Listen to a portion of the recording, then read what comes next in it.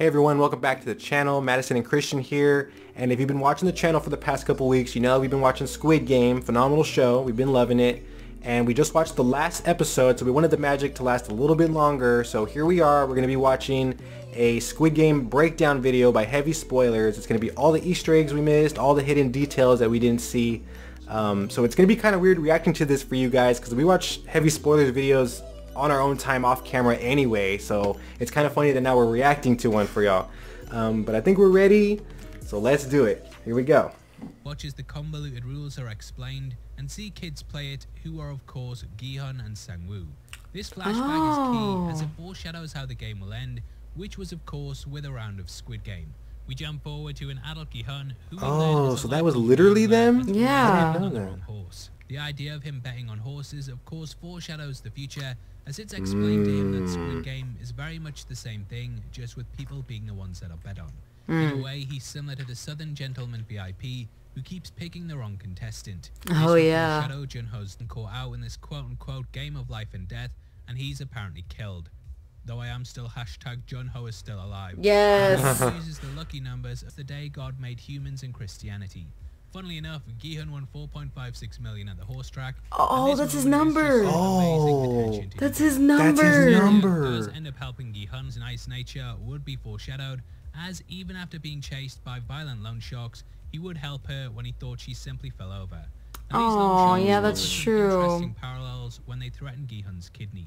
This is similar to how the body parts of the losers in the game would be harvested off, and it lends weight to the theory that they're all actually working for Ilnam. Down on his luck, he has 10,001 for a present for his kid, which is the same money he gave as a tip to the betting shop teller. Yeah. This figure would be constant for Gi-hun, as after winning the game and having billions, he withdraws just 10,001. The prize itself is in a box similar to those that the dead bodies are kept in, and it makes he's so right. I didn't even realize that. Whoa. That's crazy. I didn't even think that either. That's crazy. He's given what her mother perceives as junk food and says how her stepfather bought her steak dinner, which puts further pressure on him to get money. And then he ate steak right at the end, yeah. But he would finally be able to have a theme is kept up throughout the God's CCTV terminals, as they're shaped like sit-down arcade cabinets. Yeah. As we learn that it's been about 33 years of games so far, so it makes sense that Ilnam would get this inspiration from the popular arcades of yesteryear. Yes. Have a lot of connections to gaming, with the triangle, circle and square reminding me of a PlayStation controller. Same. Heard it here. Now I'm not sure how lucky Gi-hun is getting the chance to play a game for billions, as I'd have noped right out of there just seeing the creepy doll for red light, green light. Same. If the series hasn't ruined your life, you can visit the doll at Makaland Horse Carriage Museum. Now, speaking of people whose lives have been ruined, the guy whose number is on the card has also complained that he's we heard about that. Yes. The show aired, and I feel so sorry for him. Now with his winnings with the recruiter, Gi-hun's there with Ilnam, the game's architect, being number one. Ilnam even translates to first man or number one man, giving us an indication of his yeah. money is of course inside the room with all the beds. We get a clue on the walls as to what each game will actually be. However, in a dark twist of fate, the clues only fully start to reveal themselves as the beds are removed. We see every single game on the wall. Wow. That's why we never noticed. Being the Squid Game. Now, music because all the beds were in the way. Yes. Danube. We know he was in hospital, as that's where he would later be picked up from. But unlike the other contestants, he would not be gassed.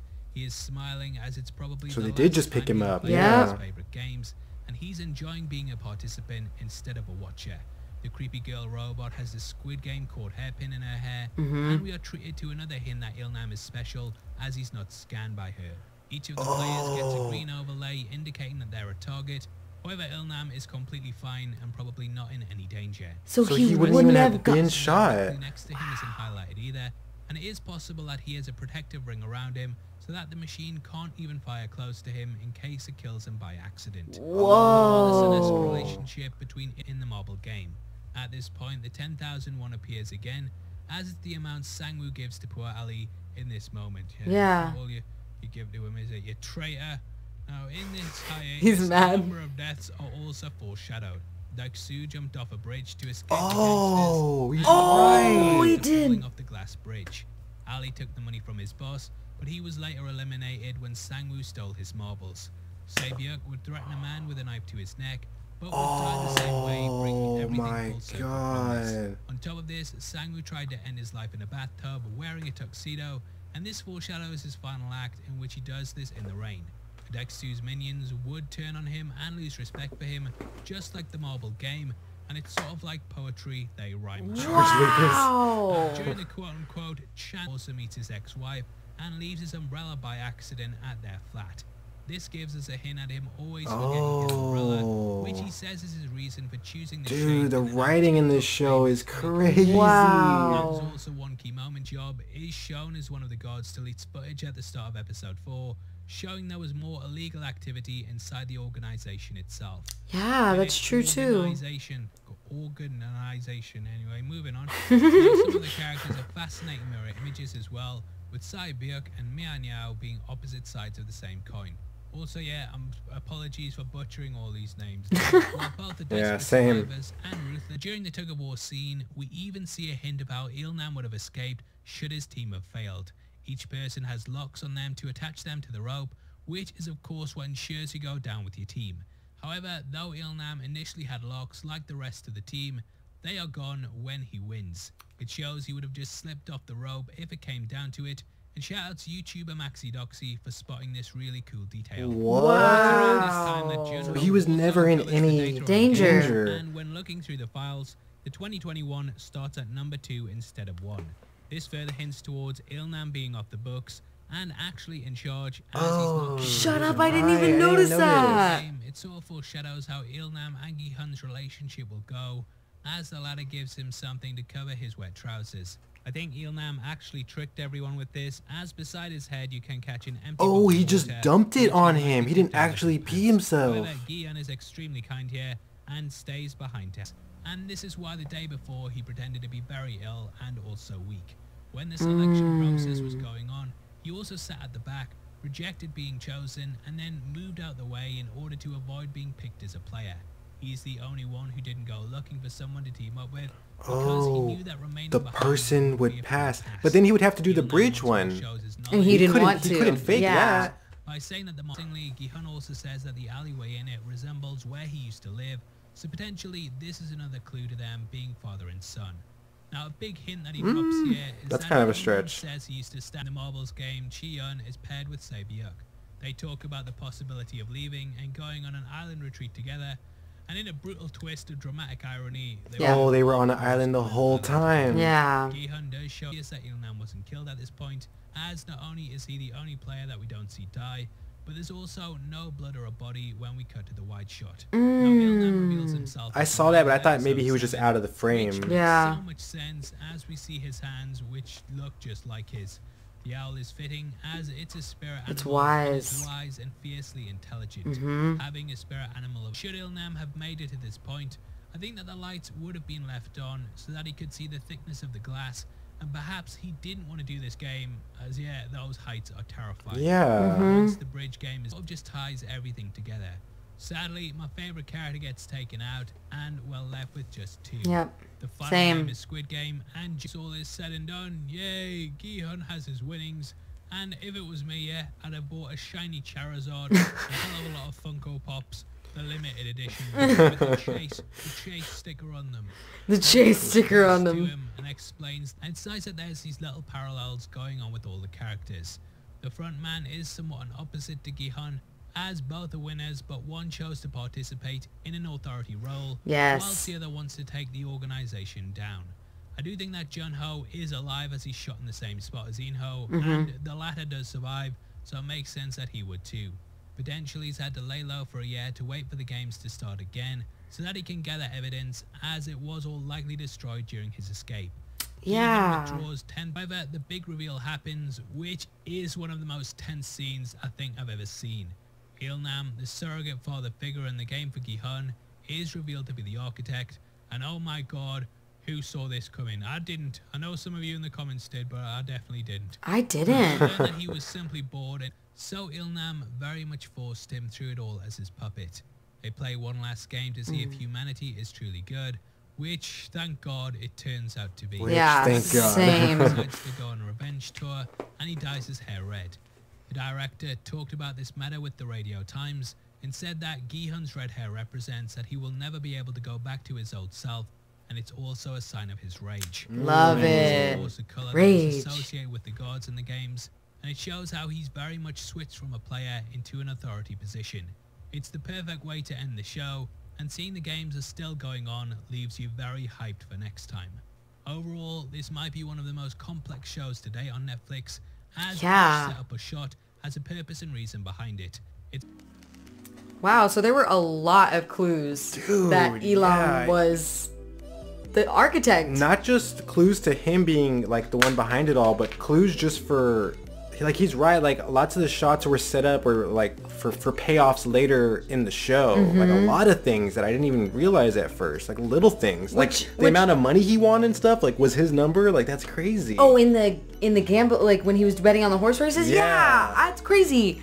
It's funny though, because when that happened in the show, he hadn't gone to the Squid Game yet.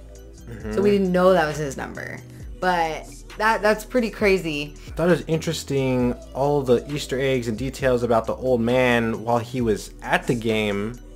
And we kept picking up on that too. Like, man, he's loving it. He's living. I just thought he liked playing the game. I just thought he was he having a good time. did Well, I mean, like he playing did, the but I games. thought he still like could have failed at any moment. That's why it was so funny to me that he was having such a good time.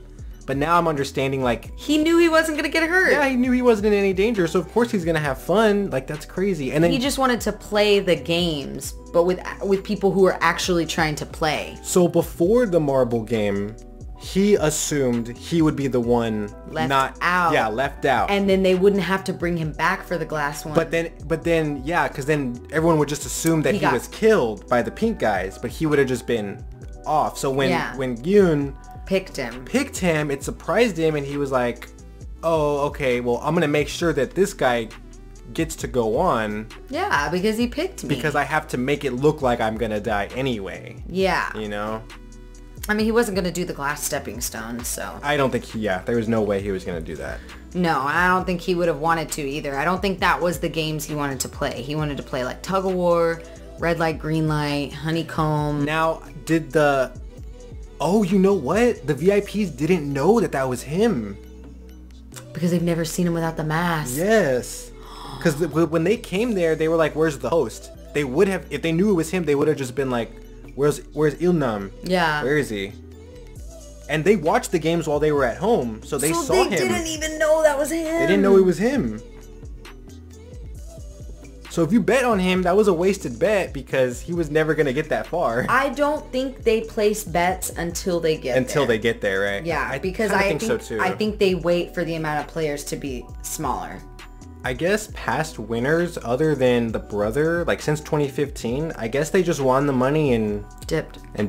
Yeah, I guess there was no like philosophical or ideological idea or lesson that they learned. They were just like, the money, dope, I'm, later. Now, one thing he did not mention in this video, and I thought he was going to, is when Junho went to the brother's apartment, we see a bunch of books laid out.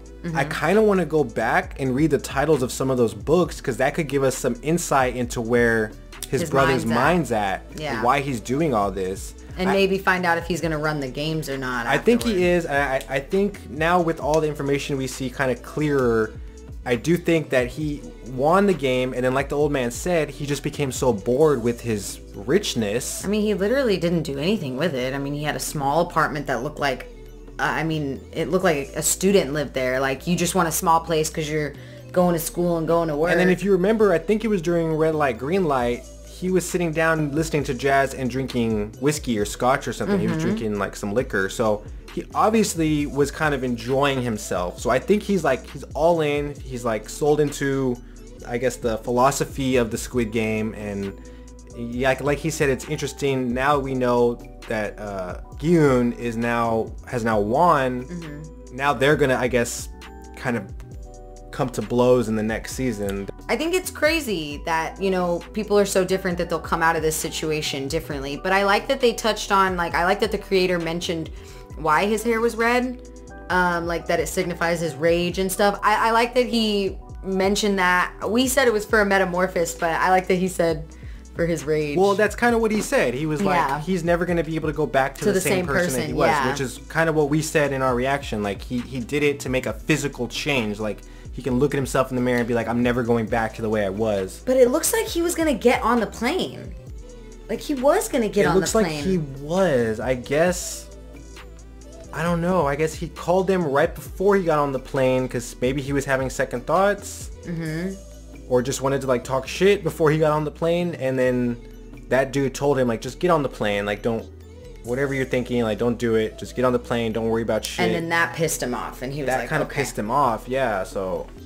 That means he knows they're watching them. Very interesting. I can't wait to see what's going to happen. I hope they do a season 2. They left it open-ended like it's going to be a season 2, so. You know, finding out that actor who plays, not Junho, but his brother? Yeah, Inho, I think. Something like that. Yeah, so the guy who plays him, finding out that, you know, he's like a top tier actor in Korea makes me think that they wouldn't just leave his story arc unended. Mm-hmm. You know what I'm saying? Like, I think it would just be cause for a reason to bring it back, you know? Like, he was this little, like, surprise guest in, like, the last few episodes that we see his face, but then in season 2, like, he's gonna be a more prominent character. Mm-hmm. So, I mean, I think it just makes me feel even more confident that we're gonna get a season 2, especially with how well it was received.